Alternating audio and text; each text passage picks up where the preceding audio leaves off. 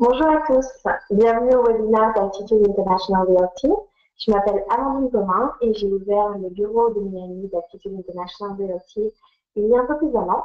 Alors aujourd'hui, je vais vous parler de l'acquisition de votre future résidence secondaire en Floride. Le sommaire, une petite partie dont je vais vous parler aujourd'hui, pourquoi acheter en Floride, un état très attractif, les différentes zones en fait de la Floride, où investir en 2017, bien sûr selon mon opinion. Et où acheter aussi selon votre profil, parce que c'est vrai que selon votre style de vie, vous n'allez pas pouvoir acheter dans un coin plutôt que dans un autre. Donc tout ça, on va en parler ensemble. Et aussi, la dernière partie, l'alternative à la résidence secondaire, ou plutôt l'alternative à la location saisonnière, dont on va parler, qui pour nous est un très bon investissement. Le développement en Floride, en fait, c'est fait d'Altitude International Realty, donc il y a plus d'un an, comme je vous le disais. On a ouvert le bureau ici, on était vraiment spécialiste au niveau de l'investissement locatif sur différentes zones des États-Unis et aussi une ouverture au Canada. Mais le fait que je sois sur place a permis justement de se spécialiser dans différents produits au niveau de l'investissement locatif aussi, donc je vous parlerai à la fin, mais aussi des résidences secondaires, résidences principales, justement pour travailler avec des clients au niveau local, développer tout ça. On a beaucoup de partenaires locaux, plus de 26 villes en Floride, donc je vais vous présenter très prochainement, et en ville aux États-Unis, dont Atlanta, Memphis, New York, Dallas, au Texas, qu'on vient d'ouvrir donc il y a peu de temps, et différentes zones très attractives. La création du bureau, donc c'était à Miami au niveau d'Aventura, aussi avec le fait que j'ai obtenu ma licence d'agent immobilier, le fameux realtor aux États-Unis qui dépend d'un broker. Tous les realtors doivent travailler avec un broker, c'est comme en fait les agents immobiliers dans une agence comme en France. La licence est obligatoire en fait pour tous les services immobiliers, que ce soit de la vente, de la location, de l'achat.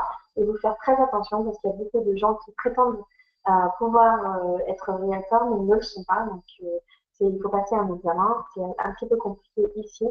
Et il faut travailler qu'avec des gens qui ont cette licence. Donc, bien sûr, je suis partie. Donc, je me ferai un plaisir de travailler avec vous pour l'acquisition de votre bien. Pourquoi acheter en Floride aujourd'hui? Alors, pour nous, la Floride est un État très attractif parce que le marché est encore très intéressant. Les prix sont bien inférieurs à ceux qu'ils étaient avant la crise. On voyait des appartements qui étaient vendus très chers avant la crise, donc les prix ont un peu augmenté par rapport à il y a quelques années, mais ils restent encore très très abordables.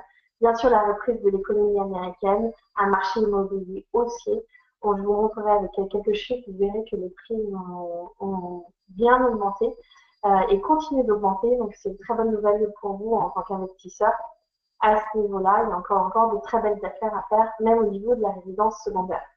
L'économie, beaucoup d'installations d'entreprises en Floride avec une population multiculturelle. Beaucoup de personnes viennent de l'Amérique latine, d'Europe, une communauté française très grande avec plus de 50 000 habitants déclarés, mais beaucoup plus parce que quand vous baladez dans les rues de Miami notamment, vous voyez que Miami devient très très français, ils sont très présents au niveau de la restauration, de l'hôtellerie. Voilà, il y a vraiment un sentiment multiculturel, plurilingue. Il y a beaucoup de gens qui parlent espagnol, qui ne parlent pas même anglais. Donc on a vraiment l'impression ici d'être un petit peu dans une planète à part. C'est vraiment très très agréable. Bien sûr, le climat, je ne vais pas vous en parler parce que vous connaissez tous. C'est vraiment la vie ici. Vraiment, vraiment très, très agréable. Il fait beau quasiment tous les jours et que de temps en temps, on a quelques ouragans qui sont vraiment d'une intensité minime. Moi, j'en ai vécu un depuis que je suis arrivée et c'est vrai que c'est pratiquement rien passé. Donc, aucune inquiétude à se faire de ce souci. C'est vrai que les gens sont alarmistes, on entend ce qu'on entend dans les nouvelles, mais je vous dis que l'avoir vécu, c'est souvent des petits dommages d'infrastructure, mais qui ne tenaient pas l'immobilier individuel. Le lifestyle, c'est vrai que le style de vie, je vais vous en parler un petit peu tout le long, mais toutes les résidences quasiment en Floride offrent des services d'hôtel quasiment presque 5 étoiles avec la piscine, les tennis, la gym, le sauna, le hammam. Il y a souvent ce genre de service dans les résidences, avec les parkings, le valet qui vous conduit votre voiture, qui vous la garde. Enfin, vraiment, c'est vraiment très, très agréable. Et je vais vous parler aussi d'une possibilité de financement, parce que c'est vrai qu'on a beaucoup de gens qui nous posent la question, ils veulent investir en Floride, ils veulent acheter, mais n'ont pas forcément la capacité d'acheter la totalité ou de financer la totalité de leur bien.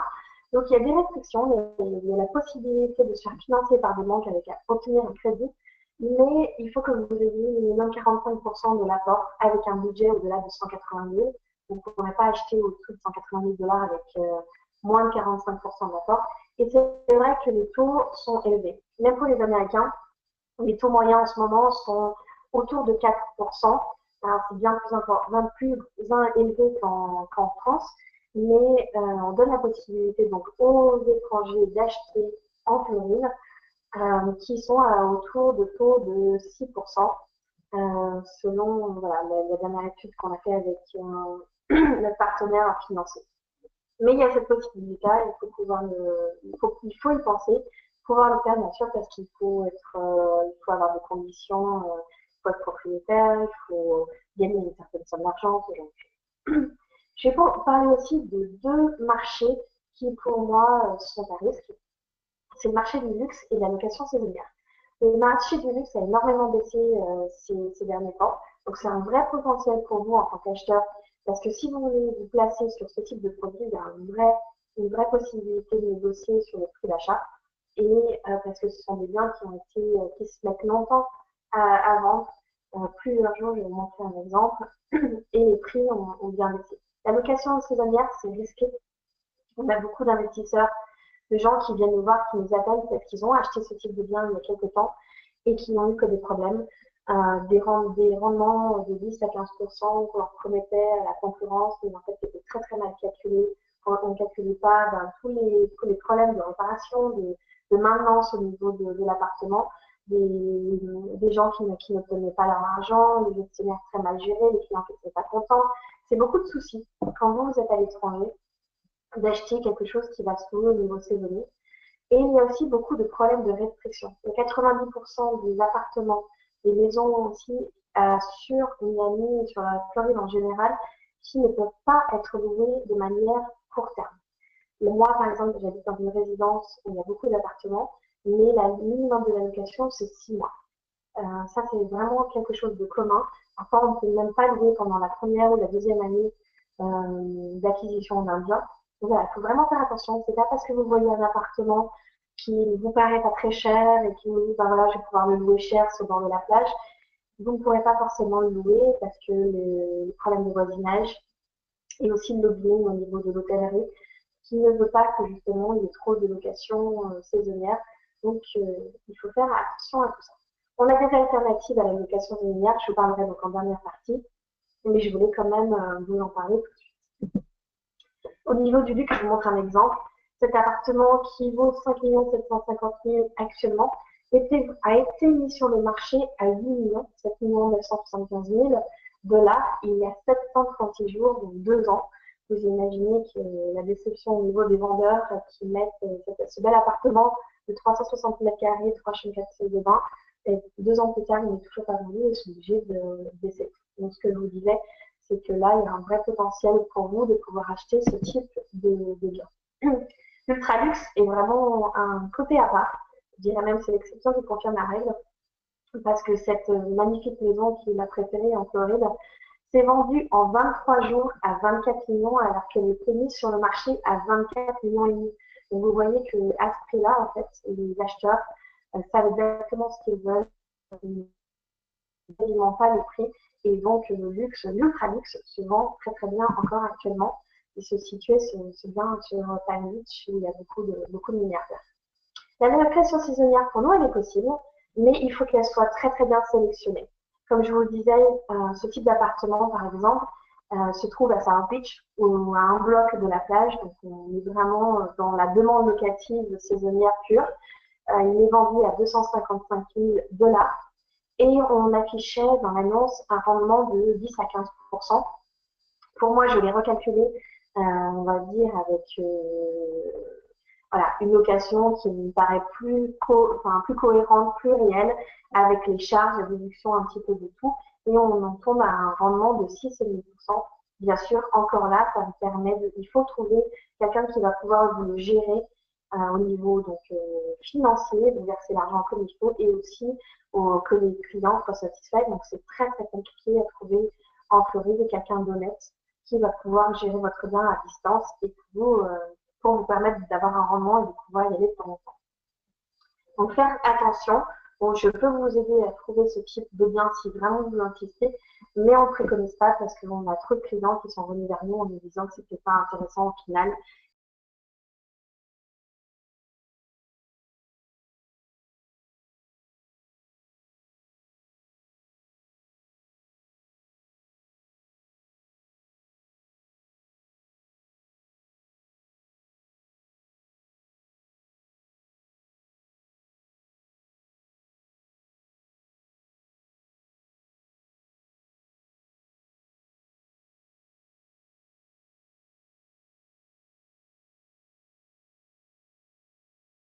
Si vous ne louez pas, vous n'aurez pas ce problème, mais de déclarer tous vos revenus.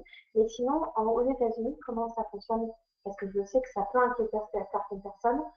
Vous allez payer, donc, comme en France, vous allez payer du côté américain, donc les impôts réels sur ce que vous allez toucher. Donc, vous louez par exemple votre bien, vous gagnez 20 000 $ par an.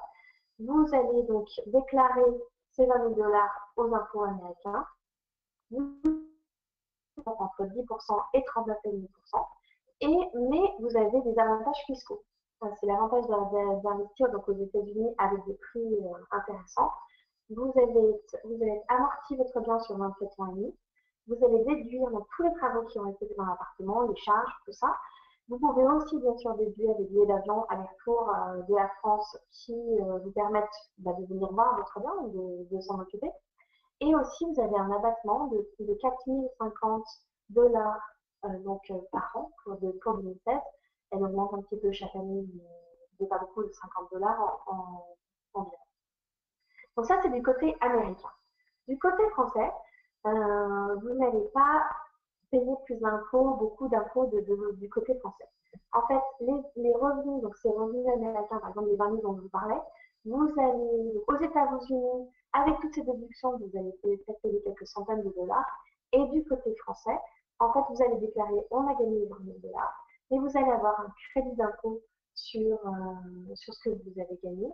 Vous allez avoir aussi un crédit d'impôt sur les prélèvements de CSG, CRDS, et en fait, qui va augmenter un petit peu, ce qui va vous faire payer un tout petit peu plus d'impôts que ce que vous auriez payé sans ce revenu. En fait, c'est votre taux d'imposition moyen en France. Donc, en fait, c'est comme si vous gagnez, votre taux est élevé de la somme de ce que vous gagnez. Donc, par exemple, vous gagnez 50 000 € en France, plus les 20 000 $ américains, c'est comme si vous gagnez 70 000. Mais le fait qu'il y ait un crédit d'impôt, au final, vous allez payer peut-être centaines d'euros en plus alors que vous aurez gagné 20 000 $. Donc voilà, c'est vraiment un système qui fait que c'est très très intéressant d'acheter en Floride, aux États-Unis aussi, et bien sûr la Floride aujourd'hui tout particulièrement. Il y a la plus-value qui est imposée au niveau américain aussi de 20%, mais si vous réinvestissez ce que vous avez gagné, vous pouvez en fait repousser le paiement de la plus-value, donc il n'y a pas de souci. Au niveau vraiment tout ce qui est fiscalité, pardon, si vous avez vraiment des questions, on pourra en parler de manière individuelle, faire des calculs avec vous pour que vraiment vous vous mettiez, vous regardez sur papier ce que ça donne et c'est vraiment très très intéressant. Au niveau du processus d'achat, en fait, c'est très très similaire à la France. Ça se passe très bien. Il y a toujours en fait un côté agent acheteur. Donc, par exemple, moi qui vous représente en tant qu'acheteur, on dit je vais acheter un appartement. On va visiter des appartements que d'autres agents vendent en fait. Il y a toujours le côté agent vendeur et le côté agent acheteur. Et les États-Unis, ce qui permet mais sinon, au niveau pour l'achat aux États-Unis, même si vous êtes loin, même si vous ne voulez pas venir, c'est très très facile d'acheter aux États-Unis. La communication tout se fait par email. En 2017, c'est l'avantage. Tout est fait Tout est géré par un avocat. Il n'y a pas de notaire au sens terme, au sens comme en France, de un notaire, mais ce sont des avocats qui font avec des entreprises qui gèrent donc toutes les recherches au niveau des types de propriété et qui sont là pour gérer la vente.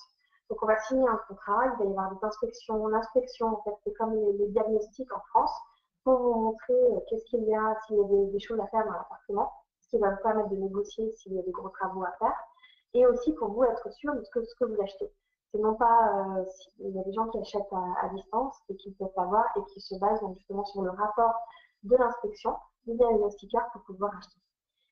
La procédure est très rapide aux États-Unis, surtout si vous achetez en cash, liquide, c'est souvent un mois. S'il y a un financement dont je vous ai parlé plus tôt, ça peut prendre 2 à 3 mois, mais généralement c'est beaucoup plus rapide qu'en France.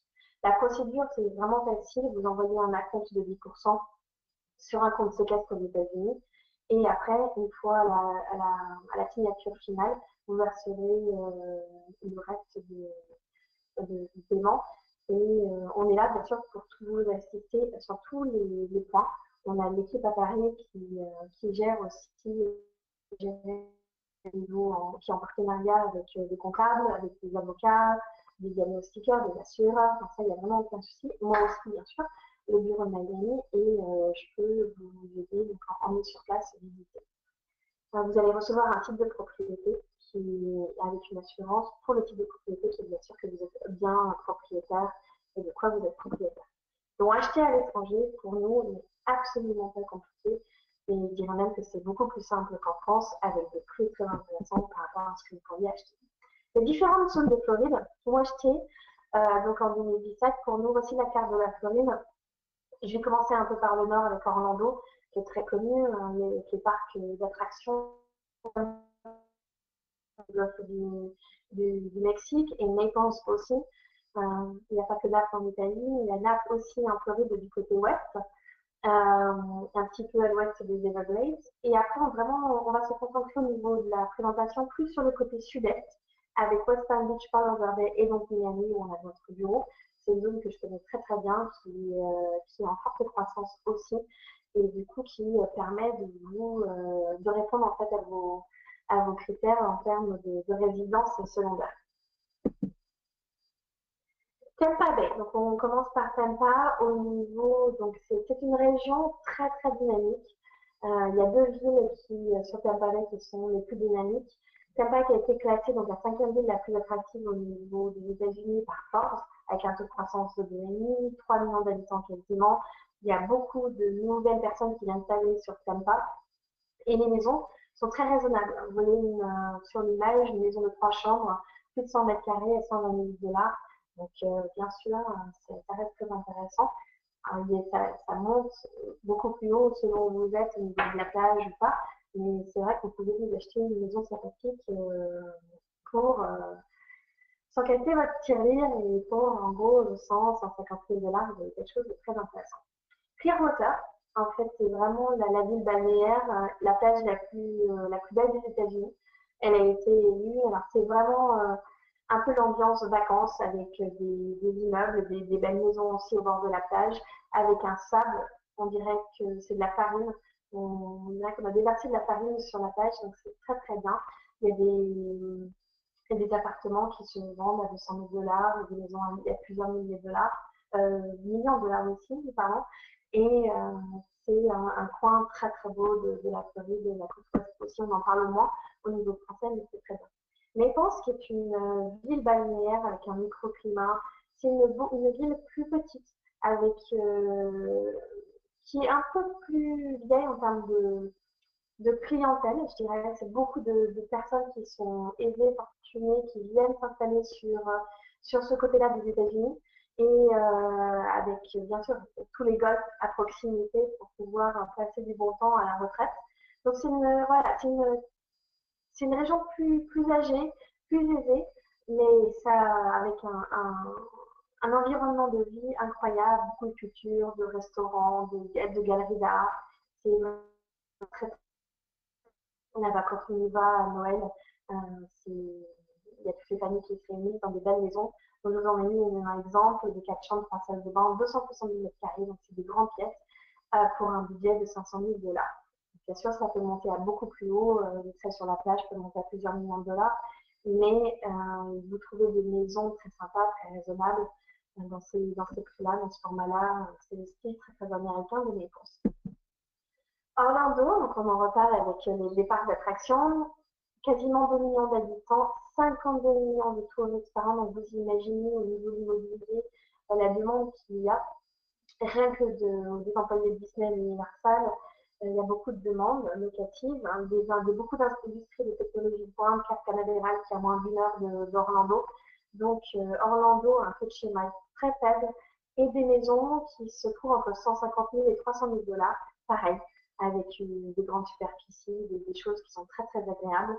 Et les prix augmentent, donc il y a une vraie attractivité au niveau d'Orlando, très intéressant pour les investisseurs et ceux qui veulent une résidence secondaire dans ce quartier-là.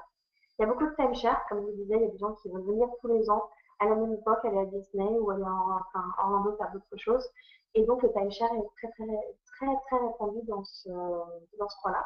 Je peux aussi vous demander du timeshare si vous voulez, mais c'est vrai que c'est quelque chose sur lequel je suis moins habituée. Je le conseillerais moins pour tout ce qu'on connaît du timeshare, mais sur Orlando, on en trouve beaucoup. On a sélectionné aussi des partenaires qui peuvent vous vendre aussi des maisons autour de 150 000 $ avec un rendement de 6,5%.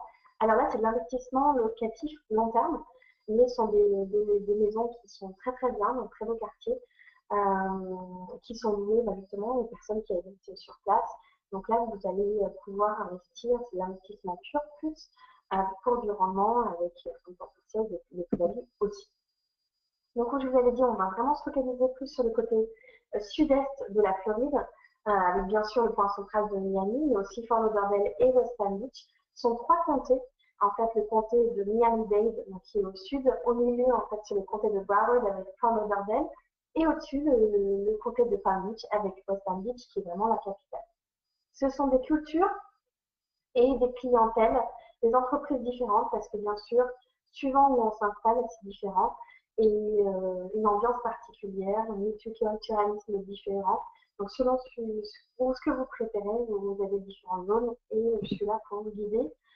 Donc je vous montre aussi un petit peu les prix. Vous voyez au niveau de la quatrième ligne, même la troisième ligne, vous voyez que les prix entre 2015 et 2016 ont nettement augmenté en général sur les trois comtés. Donc c'est vraiment le pôle où les prix augmentent, où l'attractivité est bien. Il y a beaucoup d'entreprises qui viennent d'ailleurs et qui s'installent en Floride et qui veulent s'installer ici. Donc ça, c'est vraiment super. Et qui permettent donc justement à nos investisseurs de dire voilà, on est en croissance, ce qu'on va acheter aujourd'hui va augmenter, et c'est un investissement futur pour nous, pour nos investisseurs et vous qui achetez une résidence secondaire. Donc, vous achetez selon votre profil. En fait, comme je vous disais, c'est un petit peu différent. Si on prend la région Reine de Miami, vous regardez sur la carte, les zones en vert foncé sont les zones les plus chères et les zones en violet sont les moins chères. Donc, on voit que d'une rue à l'autre, on peut passer d'un quartier très cher à un quartier où il est moins cher. C'est vraiment en termes aussi de population, d'entreprises où elles sont plus ou moins installées, ce qu'il y a. Donc, si c'est plus ou moins familial, bien sûr, il y a les bords de l'eau aussi qui influent sur les prix. Et vous voyez qu'il y a vraiment une disparité selon où on est. Donc, tout le côté vert, c'est un peu plus les cadres dynamiques, avec plus fortunés. Le sud-ouest de Miami, c'est vraiment les familles, et même beaucoup de familles européennes au niveau de Coral Gables. Si vous remontez, vous allez passer par Aventura, Sunnyvale, c'est des européens, beaucoup de Canadiens, francophones, bien sûr. Plus on remonte, en fait, plus il y a beaucoup d'Américains, en fait. À Miami même, il y a moins d'Américains, sauf au niveau de Brickell, qui est le Manhattan de la Floride, avec des jeunes cadres, donc qui viennent de différents États, pour profiter du beau temps floridien, mais avec le dynamisme d'une grande ville. Le profil touriste de la ville nocturne, c'est Miami Beach, c'est un beach que tout le monde connaît. Et on peut trouver des appartements entre 200 000 et pour un studio et 10 millions de dollars pour un penthouse. Ça peut même monter plus haut, mais en fait, je vous ai mis vraiment les catégories.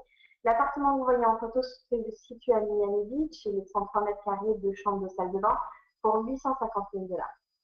Bien sûr, vous pouvez trouver cette superficie de chambre de salle de bain pour 300 ou 400 000 $ aussi, mais ça sera dans un immeuble moins bien, moins connu, qui offre un peu moins de services. Ça, c'est vraiment des appartements qui offrent tous les services de la Floride: piscine, hammam, jacuzzi, tennis, accès sur la plage directement. Enfin, voilà. Vous avez vraiment tous les services d'un hôtel 5 étoiles quasiment. Le profil cadre fortuné, le nord de Miami Beach, sur la baie, il y a de très belles maisons comme celle-ci. Alors, j'ai la fierté de vendre cette maison moi-même. C'est une exclusivité d'Attitude International Realty, une maison luxueuse de 500 mètres carrés, 5 chambres, salle de bain, avec bureau sur un grand terrain de 2000 mètres carrés, ce qui est rare à Miami parce que les terrains sont souvent petits, il y a très peu de terrain.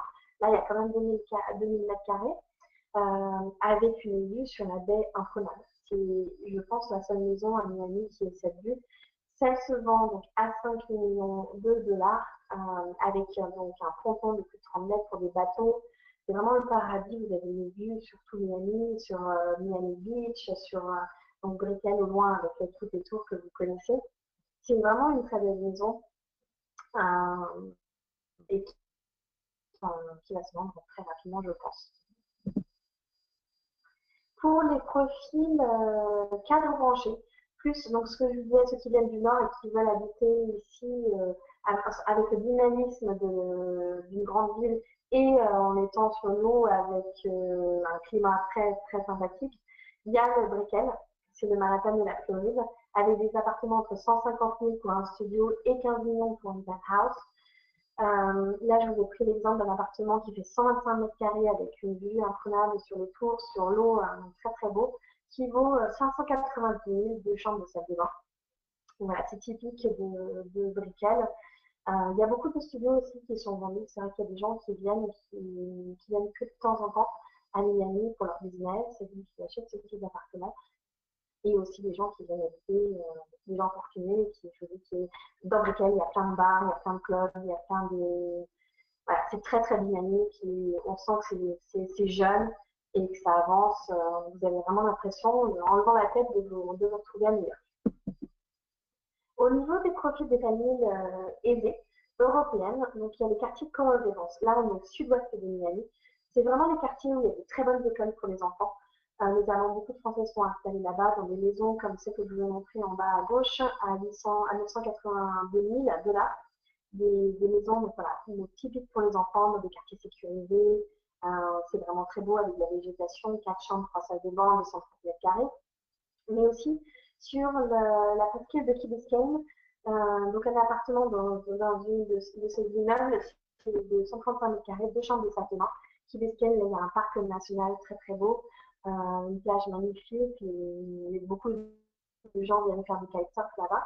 Donc, suivant comment vous, avec votre famille, comment vous décidez plus une maison, si plus pour les écoles, les gens s'installent en fait en fonction de leur famille et ce qu'ils veulent autour d'eux, parce qu'ils se retrouvent généralement entre eux, donc ça peut être très très sympa. Le profil européen, et bien sûr les golfeurs, en Floride, il y en a plein, c'est un peu plus au nord de Miami Beach. Là, on est vraiment, on touche Miami Beach, mais en nord, en allant du côté vers Fort Lauderdale, c'est Aventura et Sunny Isles. Aventura, bien sûr, c'est les golfs, très très connus. Il y a le mall, c'est un quartier très attractif. Il y a plein d'entreprises qui viennent s'installer là-bas. Nous, on a notre bureau installé là-bas. Et Sunny Isles, qui est vraiment donc les tours, comme vous voyez sur la photo. L'appartement que je vous ai sélectionné, c'est un appartement de 2 chambres, 2 salles de bain, 141 mètres carrés, à 950 000 $. Donc dans un étage élevé, 37e étage sur ces tours. Et par exemple, sur Aventura, donc c'est moitié prix, on est à 2 miles dans les terres. Donc on est vraiment à 5-10 minutes de la plage, mais vous êtes à 442 000, vous avez vu sur les golfs, 108 mètres carrés de chambre de salle de bain. Enfin, on est vraiment dans des prix différents. À Sunnyvale, il y a des appartements qui se vendent à plusieurs millions de dollars aussi, des grands appartements de penthouse. Il y a la tour Porsche qui ouvre ses portes avec des appartements qui commencent à 13 millions de dollars. Jusqu'à 30 et quelques, vous montez votre Porsche ou votre voiture dans l'appartement même en ascenseur. Des trucs fous. Donc il y a un petit peu tous les budgets, mais ça c'est un petit peu de ce qui se vend bien en ce moment, parce que les luxe se vend un peu moins bien, les prix baissent. Et ça, c'est des appartements qui se vendent très très bien dans ce quartier-là. Au niveau des profils de familles et retraités, on est plus encore un peu plus haut. Au niveau des niveaux des Dania Beach, c'est plus calme.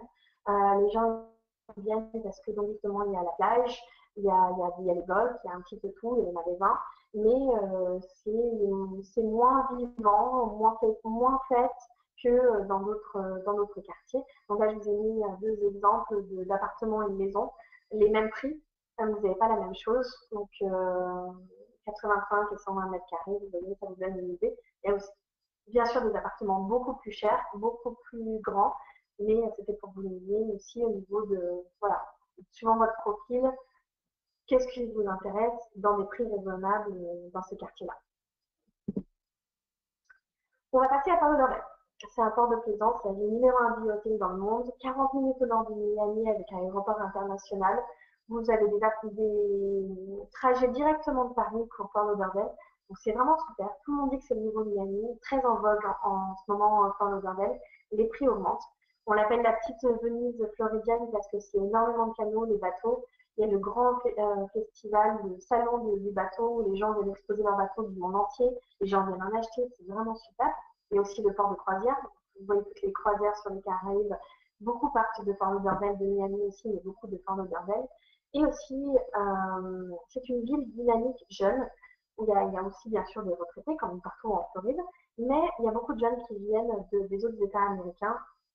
C'est une ville beaucoup plus américaine que Miami, qui est plus sud-américaine, très internationale. Fort Lauderdale reste un peu plus américaine que les autres villes, selon moi. Avec West Palm Beach, dont on parlera après, mais c'est vrai que beaucoup plus américaine que Miami. Il y a un grand port de plaisance et beaucoup plus de maisons que Miami sont des canaux avec des maisons qui peuvent donner justement l'accès aux passionnés de bateaux. Donc je vous en montrerai un exemple un peu plus tard. Au niveau donc des prix, au niveau de Compte Barrett, là aussi vous voyez que les prix augmentent d'entre 5 et 6% depuis l'année dernière. Donc pareil, pour nous, les investisseurs font un très bon investissement d'acheter dans ce quartier-là parce que les prix augmentent, les prix sont raisonnables et il y a de très très belles maisons, très beaux appartements, pas très chers. Vous voyez aussi, je vous ai mis au niveau des loyers, un loyer en moyenne sur Fort Lauderdale pour un T2, donc une chambre, autour de 1790 $. Plus c'est foncé, plus c'est cher. Donc dans les terres, forcément, c'est un peu moins cher. À part Delhi, qui est un peu particulier, il y a beaucoup d'universités, donc du coup, c'est un peu plus cher. Et puis vous montez bien sûr sur la plage. Et aussi, là, c'est un tout petit peu au-dessus, parce qu'il y a beaucoup de maisons de résidence secondaire, des maisons qui peuvent se louer à un prix intéressant. Donc je vous ai mis deux biens sur la Solas, qui est en fait l'avenue des Champs-Élysées. Comme les Champs-Élysées, un petit peu pour Paris, on a la Solas pour Fort Lauderdale, un niveau complètement différent, mais c'est là où il y a les restaurants, les magasins, c'est très très agréable. Les gens vont passer du bon temps là-bas. C'est très relax et une qualité de vie vraiment sympathique. Donc un appartement de 100 mètres carrés de 2 chambres de salle de bain à 429 000 $ dans un grand immeuble avec tous les services, pareil, comme je vous ai annoncé. Mais vous pouvez aussi trouver de très belles maisons. Une pas très grande, de 140 mètres carrés, mais qui fait quand même 3 chambres, 3 salles de bain, à 700 000 $ avec un style de 1931. Donc c'est vraiment, il y a encore de très très belles affaires à faire dans ce quartier-là. Après, dans les canaux, pour les familles un peu plus aisées, les passionnés de bateaux. Donc il y a le ponton devant la maison. Alors ce sont des maisons typiquement comme celle-ci, à 4 millions de $. Il y en a des un peu moins chères, il y en a des beaucoup plus chères. Alors celle-ci fait quand même 780 mètres carrés. 6 chambres séparées dans 3 garages. Donc vous voyez avec d'immenses salons, des grands escaliers, c'est magnifique à l'intérieur. Elle est sur notre site, donc vous pourrez la retrouver. Mais donc elle appartient à la famille, à quelqu'un de la famille Bush, qui a décidé de la vendre parce qu'il donnait qu'une dizaine de jours par an. Palm Beach. Donc là, on est encore un peu plus au nord, sur la côte est des États-Unis. On est en gros à 1 heure et demie de Miami. C'est une ville vraiment super agréable, au bord de l'océan, avec beaucoup de gens très aisés, économiquement stables, même en grosse croissance. Il y a beaucoup d'entreprises, même au niveau technologique, des jeunes entreprises qui viennent s'installer, des startups. C'est une ambiance, beaucoup de villages, les gens se connaissent, les gens viennent ici. Alors il y a beaucoup de fortunés qui viennent sur Palm Beach. Alors il y a Palm Beach côté de la mer et il y a West Palm Beach au niveau plus dans les terres avec donc le centre commercial, donc je vous ai mis la photo. Mais vous venez, vous passez du bon moment dans les restaurants, dans les magasins. Et voilà, il y a une ambiance qu'il n'y a pas ailleurs. Et moi, j'aime beaucoup West Palm Beach. Il y a beaucoup de maisons, d'appartements dans des résidences sécurisées, avec pareil, tous les services qui sont vraiment sympas. Là aussi, vous voyez au niveau de, même que c'est encore plus élevé que Fort Lauderdale, les prix moyens médians sont entre 6 et 7,5%. Donc, c'est pareil, une zone pour laquelle, pour nous, c'est vraiment là où investir et avec un cadre de vie idéal. Donc, je vous montre pour le paradis des golfeurs, il y a beaucoup, beaucoup de golf, notamment Donald Trump qui vient beaucoup, qui tous les week-ends, qui s'apprête justement à polémique parce qu'il passe beaucoup de temps là-bas. Sur West Palm Beach, vous voyez qu'il y a deux chambres, deux salles de bain de 100 mètres carrés, en gros, se vend à 250 000 $. Mais vous pouvez aussi vous installer à côté de Donald Trump pour 10 millions de $. Une maison qui se vend, donc cette maison-ci, de 700 mètres carrés, 6 chambres, 7 salles de bain, donc au bord de la plage, à 10 millions de $. Et vous pourrez voir tout ce qui se passe à Mar-a-Lago Club, où Donald vient passer du bon temps en Floride. Donc, je vous parlais au tout départ de l'alternative à la résidence secondaire. Et l'alternative surtout à la location saisonnière. Parce que pour nous, donc, comme je vous disais, on a eu beaucoup de retours négatifs de personnes qui avaient investi dans ce type de biens et qui ont été déçus. Donc nous, on a mis en place un partenariat. Nous avons trouvé des biens qui se vendent très très bien, entre 135 000 et 160 000 $, qui étaient vendus avant crise au-delà de 200 000 $. Donc vous avez non seulement un rendement de 6% qui est intéressant, beaucoup plus intéressant, voire double par rapport à ce que vous pouvez gagner en France avec un investissement égal autour de 150 000 $, mais avec un vrai potentiel de plus-value parce que, comme je vous le disais, ces appartements étaient vendus à plus de 200 000 $ avant la crise. Ce sont souvent des biens qui sont déjà loués, ils sont gérés, les 6% c'est un rendement net et on est là bien sûr pour s'occuper avec vous, l'équipe de Paris et moi-même sur place, qu'il n'y ait aucun souci. Ce sont des appartements entre une chambre et 3 chambres qui sont très bien loués à des gens qui travaillent au niveau local. C'est vraiment des gens qui vivent sur West Palm Beach et qui se louent très très bien. Donc c'est un rendement locatif attractif avec un potentiel de plus-value. Donc si vous le connaissez, je pense que beaucoup d'entre vous le connaissent, sur d'autres zones, par exemple Atlanta, Memphis, nous avons des rendements autour de 7, 8, 9%. Là, on est à 6%, mais avec un potentiel de plus-value plus important selon nous. Je vous donne un exemple, par exemple un appartement dans ce petit immeuble avec piscine, billard, tennis, hammam, jacuzzi, squash, il y a vraiment tout. C'est une résidence avec des petits immeubles de 2 étages ou 3 étages au maximum. Un appartement d'une chambre se vend donc 134 000 $ et loué 1 200 $, et donc ça vous donne un rendement de 6,5%. Et donc, précisément, un comme ça est vendu autour de 210 000, 220 000 $ avant la crise. Donc voilà, je vous ai un petit peu tout expliqué pour moi selon les zones. Je serais ravie bien sûr de rencontrer certains d'entre vous. Je vais venir à Paris fin décembre, donc à partir du fin mai, à partir du 23 mai, donc là dans 15 jours en gros. Si vous voulez qu'on en discute individuellement, je serais ravie de vous rencontrer, même si c'est des rendez-vous par téléphone ou si ça vous arrange, parce qu'on a 6 heures de décalage entre nous, mais je peux le faire d'ici avant et on peut se voir sur place si vous voulez. Je vous ai laissé mon adresse email amandine@attitude-realty.com, mon numéro de téléphone aussi. Et je suis maintenant prête pour répondre à vos questions. Merci beaucoup pour votre attention à tous.